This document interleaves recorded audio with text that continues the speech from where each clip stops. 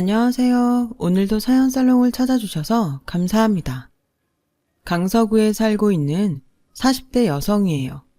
우리 부부는 얼마 전 결혼 15주년을 맞았어요. 연애 시절이 엊그제 같은데 15년이나 같이 살았다니 믿기지 않더라고요. 결혼 초만 해도 이 남자와 결혼 생활을 유지할 수 있을까 걱정했으니까요.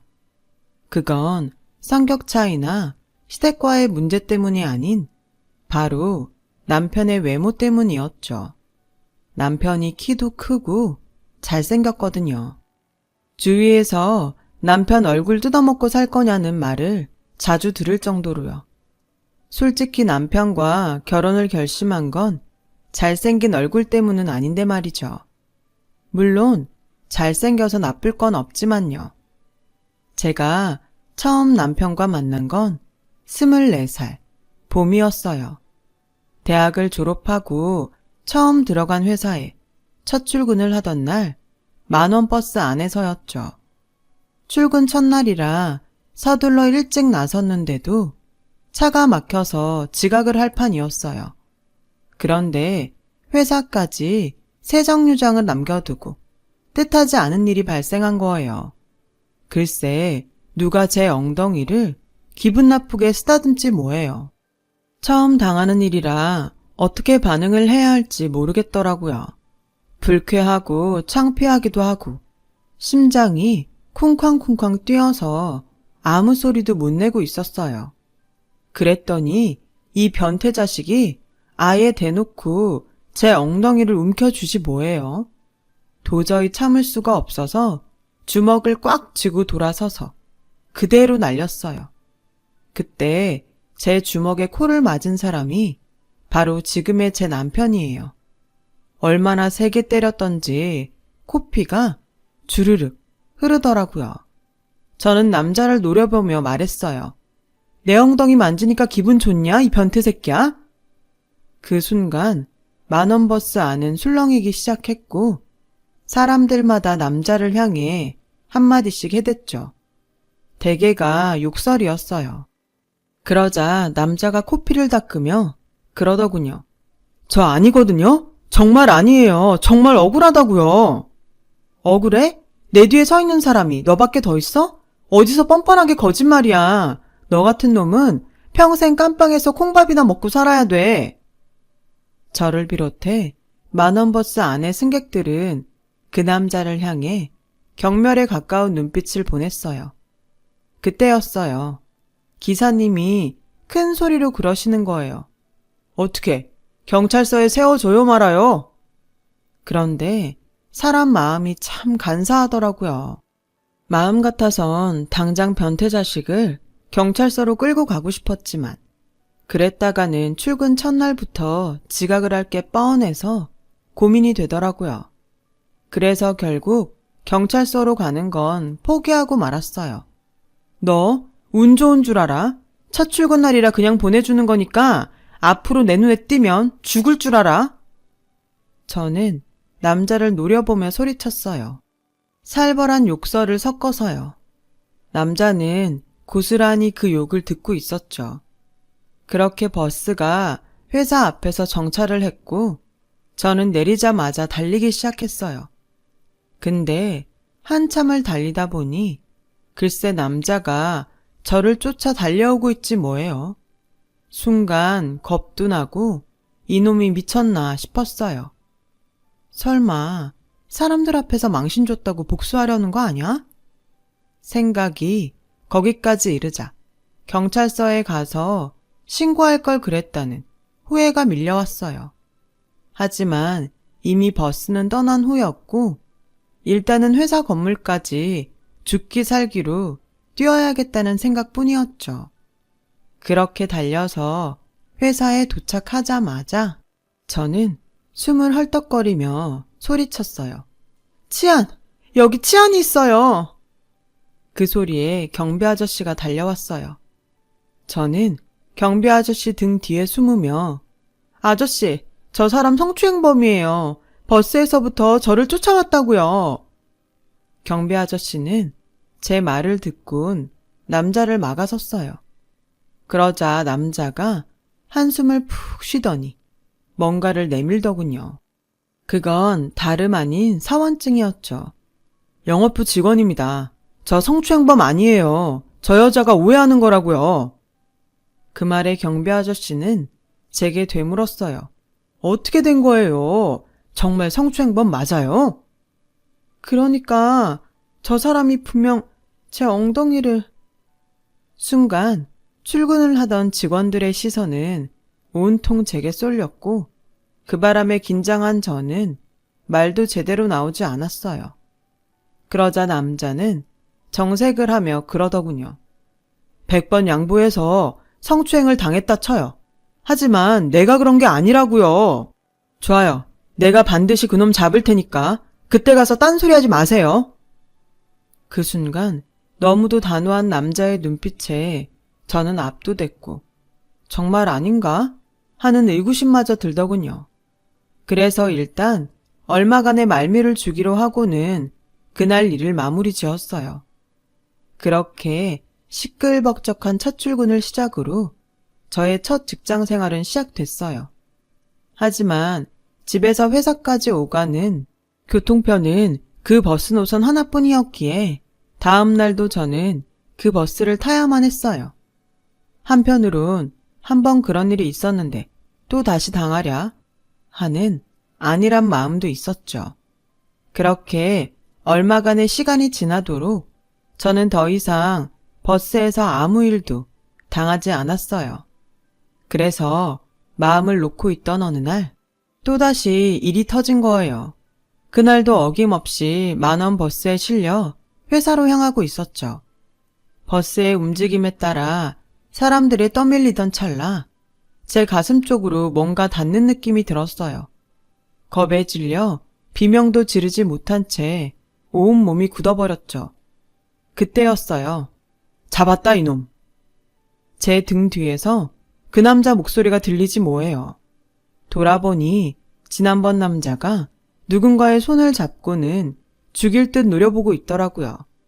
남자에게 손목이 잡힌 사람은 다름 아닌 중년 아저씨였어요. 그 아저씨는 귀까지 빨개져서는 고개를 숙이고 있었죠. 정아름씨, 이놈이에요. 지난번 아름씨 엉덩이를 만진 놈도 오늘 아름씨 가슴을 만진 놈도 바로 이놈이라고요. 너 이 새끼 어디 할 짓이 없어서 여자 몸을 더듬어? 기사님, 근처 경찰서 앞에 세워주세요. 남자는 마치 영웅이라도 된 것처럼 의기양양하게 소리쳤어요. 그렇게 우리 세 사람은 버스에서 내려 경찰서로 향했어요. 중년 아저씨는 경찰서로 가는 내내 한 번만 봐달라고 사정을 하더군요. 이 사실이 알려지면 자긴 직장도 잃고 그렇게 되면 자식들 대학은 어떻게 보내냐면서요. 그러자 남자가 아저씨 멱살을 쥐었어요. 당신 자식 대학 보낼 걱정은 되고 남의 귀한 딸이 평생 트라우마 안고 살게 되는 건 걱정 안 돼? 네 새끼만 중요하고 남의 집 자식들은 어떻게 되든 상관없냐고. 개소리 집어치우고 잘 들어. 네가 회사에서 잘리든 이혼을 당하든 선처는 없어. 네가 그동안 상처 준 여자들 생각하면서 네 죗값 제대로 받아. 저보다도 오히려 더 화를 내는 남자를 보자 나도 모르게 안심이 됐어요. 처음엔 저한테 오해를 받은 게 억울해 적극적으로 나오나 했는데 경찰서에서 조서를 꾸미는 동안에도 온전히 제 보호자 역할을 해주는 걸 보면서 억울함이 아닌 마음이 따뜻한 사람이라 그랬다는 걸 알 수 있었어요. 2번이나 같은 버스에서 성추행을 당한 터라 많이 위축되고 겁이 났는데 이 남자 덕분에 안심이 되더라고요. 그래서 더 미안했고요. 경찰서에 들르느라 이미 출근 시간도 많이 지나버려서 우린 영락없이 지각을 하게 되었어요. 미안해서 어쩔 줄 모르겠더라고요. 죄송해요. 제가 오해하는 바람에 괜히 누명만 쓰시고. 그리고 오늘 일은 정말 고맙습니다. 옆에 안 계셨으면 하마터면 오늘도 못 잡을 뻔했어요. 게다가 저 때문에 지각까지 하시고. 오해야 풀었으니 됐고 무엇보다 범인을 잡았으니 앞으론 마음 편히 버스 타세요. 그동안 마음고생 많았을 텐데. 그런데 그 다음 말이 더 감동이었어요. 그리고 앞으로는 출근길 버스 안에서 성추행 걱정은 안 해도 돼요. 내가 두 눈 크게 뜨고 지켜보고 있을 테니까요. 약속대로 남자는 출근길 버스 안에서 늘 제 곁을 지켜주었어요. 그렇게 몇 달이 지나자 우린 퇴근도 같이 하게 되었고 종종 퇴근 후에 영화를 보거나 맥주도 한잔하면서 많은 시간을 함께 보내게 되었어요. 소위 말하는 썸을 탄 거죠. 그런데 이 남자랑 같이 다니다 보니 저를 보는 여자들의 시샘어린 눈빛이 느껴지지 뭐예요. 난생 처음 받아보는 시선이라 왠지 내가 뭐라도 된 것처럼 으쓱하더라고요. 그래서 내심 이런 남자랑 사귀면 얼마나 좋을까 하는 생각을 하곤 했어요. 하지만 그런 생각을 입 밖으로 내뱉지는 못했어요. 괜히 고백했다가 거절당하면 지금의 이 관계도 끝나는 거니까요. 그래서 그저 언제 끝날지 모르는 이 상황을 즐기자는 심정이었는데 생각지도 않았던 일이 벌어졌지 뭐예요. 그날도 퇴근 후 둘이 영화를 보러 종로에 나간 참이었는데 글쎄 극장에서 전 남친과 딱 마주친 거예요. 저를 만나면서 양다리를 걸쳤던 놈이라 더럽게 끝난 사이였죠. 전 남친 옆에는 예쁘장한 새 여친이 있더라고요. 여자 혼자 처량하게 극장을 나오고 너 아직도 솔로야? 설마 아직 날 못 잊어서 그러는 건 아니지? 그럼 내가 너무 미안해지는데. 뚫린 입이라고 멋대로 짓거리더군요. 그때였죠. 팝콘을 사러 갔던 남자가 제게 다가왔어요. 자신에 비해 키도 크고 얼굴도 훨씬 잘생긴 남자가 제 곁으로 오자 전 남친은 물론 그의 여친도 놀라는 눈치더군요. 마치 안 싸웠는데 이긴 느낌이랄까? 암튼 그랬어요. 그런데 남자는 상황을 눈치챘는지 제 어깨에 팔을 두르며 마치 애인인 것처럼 행세를 하지 뭐예요. 자기야, 영화 시작하겠다. 들어가자. 그 말에 저는 고개만 끄덕였어요. 그렇게 아무렇지 않게 남자에 이끌려 상영관으로 향하는데 전 남친의 여친이 저를 부러운 눈빛으로 쳐다보더군요. 아마 그때였을 거예요. 제가 용기를 내기로 결심한 건. 영화가 끝나고 남자와 버스 정류장으로 가는 길에 저는 고백을 했어요. 더 이상 이런 관계는 힘들 것 같아요. 제가 좋아하게 됐거든요, 그쪽을요. 수줍은 마음에 제 할 말만 하곤 도망치듯 가려는데 남자가 제 손목을 잡아 세우더라고요. 아니, 고백을 했으면 대답은 듣고 가야 되는 거 아닙니까? 잘 됐네요. 안 그래도 언제 말해야 하나 고민하고 있었는데. 이참에 우리 사귀는 거 어때요? 서로 마음도 확인했겠다. 머뭇거릴 이유 없잖아요. 안 그래요? 나중에 안 사실이지만 남자는 버스에서 저와 처음 만났던 그날부터 저를 마음에 두고 있었다고 하더군요.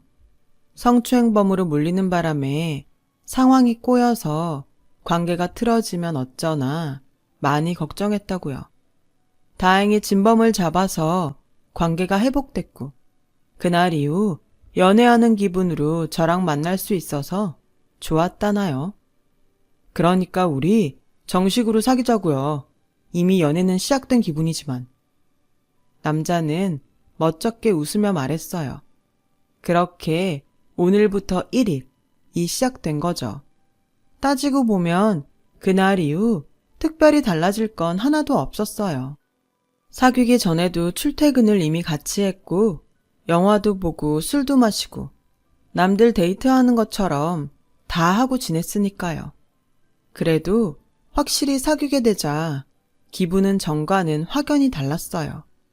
그런데 다 좋지만은 않더라고요.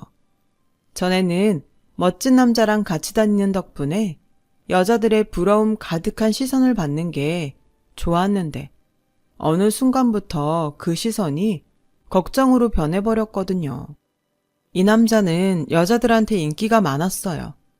당시 우리는 비밀 사내 연애를 했었는데 회사 내 여자 직원들 중에서는 이 남자한테 호감을 보이는 사람들이 꽤 많았거든요. 연애 사실을 밝힐 수 없었던 저는 그걸 알면서도 내색을 할 수 없었고요. 그저 벙어리 냉가슴으로 소가리만 해야 했어요. 내 남자를 호시탐탐 노리는 여자들 중엔 예쁘고 스펙 좋은 사람들도 많아서 더욱 그랬죠. 그래서 정작 청혼을 받았을 때도 기쁜 마음 한편에 정말 내가 이 남자랑 결혼을 해도 좋을까 하는 고민을 했어요. 결혼하고도 주변 여자들에 대해 늘 긴장을 해야 할 것 같았고 그런 마음으로 결혼 생활을 하는 게 불행할 것만 같아서요. 그렇다고 제 남편이 다른 여자들한테 한눈을 팔거나 하는 타입은 아니에요. 그저 제 노파심이 문제였을 뿐이죠. 하지만 이런 제 걱정은 시부모님을 만나고 나서 사그라들기 시작했어요. 두 분 금슬이 정말 좋았거든요. 주말마다 아버님은 어머님을 데리고 서울 근교로 드라이브를 하셨어요. 비가 오나 눈이 오나 한결같이요. 어머님이 아버님이랑 드라이브하는 걸 좋아하셨거든요. 아무리 아내가 좋아한다고 해도 한두 번도 아니고 매주 그러기는 쉽지 않은 거잖아요. 그런데도 아버님은 단 한 번도 얼굴을 찌푸린 적이 없을 정도로 어머님의 운전기사가 되는 걸 마다 않으셨죠. 아버님이 어머님을 챙기는 모습을 보면서 이런 집에서 자란 남자라면 여자 문제로 날 힘들게 하지 않을 거란 막연한 안심을 했어요. 게다가 시부모님께서는 저를 많이 예뻐해 주셔서 더 마음을 놓을 수 있었던 것 같아요. 제가 남편이랑 다투기라도 하면 시부모님은 전적으로 제 편을 들어주셨어요. 철마다 제 보약도 지어 보내주시고 제사나 명절 때도 회사 일도 하고 살림도 사느라 힘들 테니 늦음하기 오라시며 음식 준비도 두 분이 손수 다 하셨어요. 세상에 이런 시부모님이 또 어디 있겠어요.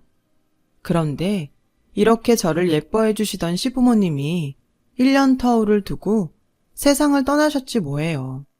2년 전 아버님이 대장암으로 갑자기 세상을 떠나셨고 어머님마저 얼마 전 교통사고로 세상을 떠나시고 만 거예요. 그런데 시부모님이 돌아가시자 갑자기 남편이 변하기 시작했어요. 시작은 어머님 장례식이 끝나고 다음 날부터였죠. 아침 일찍 걸려온 전화에 남편이 자다 말고 일어나 베란다에 나가 통화를 하더라고요. 정확한 통화 내용은 듣지 못했지만 간간히 들리는 소리에 따르면 남편이 쩔쩔 매며 통화 상대한테 조금만 참고 기다려달라고 사정을 하더라고요. 30분 넘게 통화를 한 남편은 세수도 안 하고 바로 집을 나갔어요. 그리곤 새벽녘이 돼서야 집에 돌아왔죠. 무슨 일이 있었냐고 물어도 남편은 별일 아니라며 입을 다물었어요. 그리고 당장 그 주부터 남편은 주말마다 아침 일찍 집을 나섰고 늦은 밤이 돼서야 집에 돌아오곤 했어요. 남편의 이런 행동에 그동안 잊고 살았던 걱정들이 수면 위로 떠오르기 시작했죠. 그동안 결혼 생활을 하면서 여자 문제를 일으킨 적 없는 남편이었지만 40이 넘은 나이에도 여전히 여자들한테 인기가 좋은 남편은 제게 있어서 시한폭탄과 같았거든요. 혹시 남편한테 여자가 생긴 게 아닐까? 혼자 꽁꽁 싸매고 걱정을 하던 저는 지인 소개로 용하다고 소문난 점집을 찾아갔어요. 남편의 생년월일을 알려주자 무당은 대뜸 숨겨둔 사람이 있다고 하더라고요. 순간 심장이 쿵 내려앉는 것 같았어요. 남편한테서 끊어낼 방법이 없을까요?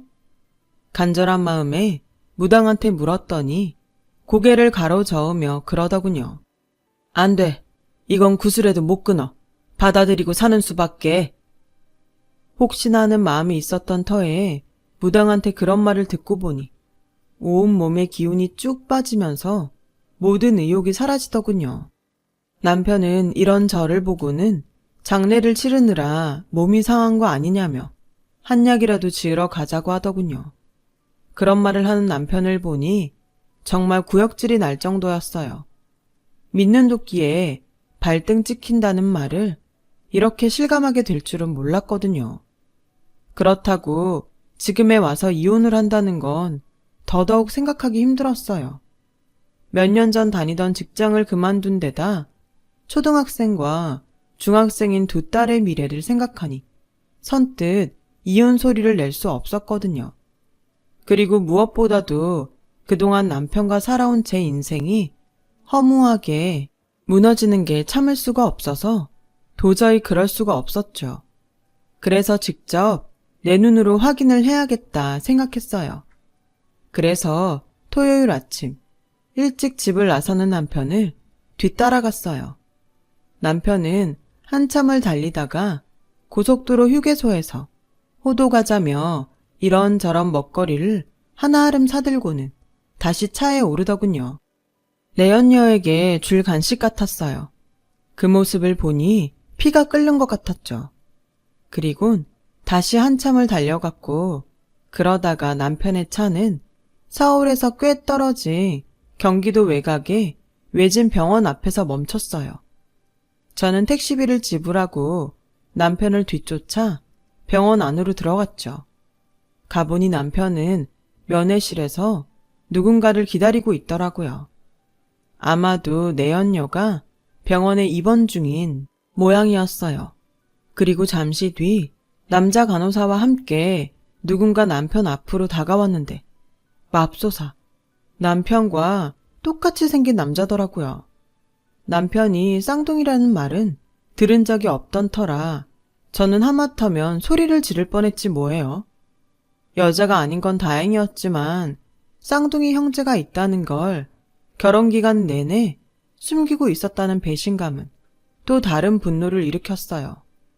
남편은 물론이고 믿었던 시부모님조차도 제게 비밀로 했으니까요. 그런데 남편의 쌍둥이 형제의 눈빛이 왠지 불편하더라고요. 두 사람이 면회를 하는 내내 남자 간호사가 옆에서 지키고 있는 것도 좀 그렇고요. 그러고 보니 급하게 남편을 쫓아오느라 이곳이 어떤 병원인지도 몰랐더라고요. 그래서 병원 이름을 찾아보려고 두리번거리는 그때 형수님 맞죠? 남편의 쌍둥이 형제가 저를 보곤 웃으며 부르지 뭐예요. 그제야 제가 뒤따라온 걸 알게 된 남편은 귀신을 본 사람처럼 놀라더군요. 아니, 당신이 어떻게 여길... 뭐야, 형이랑 같이 온 거 아니었어? 형수님, 저 처음 보죠? 난 사진으로 많이 봤는데 소혜랑 지혜는 잘 있어요? 마치 예전부터 아는 사이였던 것처럼 다정하게 대하는 시동생의 모습에 저는 당황해서 아무 말도 못하고 그 자리에 굳은 채 서 있었어요. 그러자 그런 제 모습이 불쾌했는지 시동생이 대뜸 그러더군요. 왜요? 정신병원에 사는 시동생이라 말도 섞기 싫어요? 나 미친 사람 아니에요. 날 여기에 버려둔 형이랑 엄마 아빠가 미친 거지. 안 그래 형? 그 말을 하는 내내 눈빛이 점점 살기를 띠기 시작하던 시동생은 급기야 광기를 뿜으며 난동을 부리기 시작했어요. 테이블을 밀치고 의자를 들고 위협을 해댔어요. 그러자 남편은 제 손목을 잡아 끌고 병원 밖으로 나왔죠. 그리곤 한참 동안 제자리를 서성이며 어떻게 말을 꺼내야 할지 고민을 하는 모습이었어요. 여보, 내가 당신한테 진작 말을 했어야 했는데 그러지 못해서 미안해. 좀 전에 그 사람은 내 쌍둥이 동생이야. 조현병이 심해서 고등학교 졸업하곤 계속 병원에서 살고 있어. 결혼 전에 말을 할까 했는데 도저히 용기가 안 나서 말을 못했어. 정말 미안해. 아무리 그래도 그렇지 이런 일을 어떻게 숨길 수가 있어? 자기도 그렇고 어머님 아버님까지 어떻게 15년간을 감쪽같이 나를 속일 수 있냐고. 나한테 말하면 내가 이혼이라도 하자고 그럴까봐 그랬어?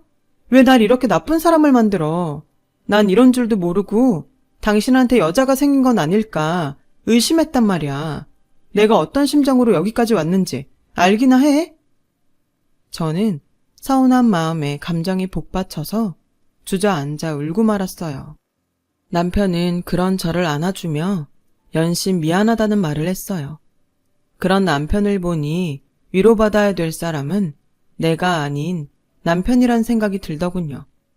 그동안 나를 속이고 병원을 찾아오면서 얼마나 가슴 저리고 미안해했을까 생각하니 가슴이 미어지는 것 같았어요. 그래서 남편을 꼭 안아주며 그랬죠. 여보, 이제 그 짐 혼자 짊어지지 마.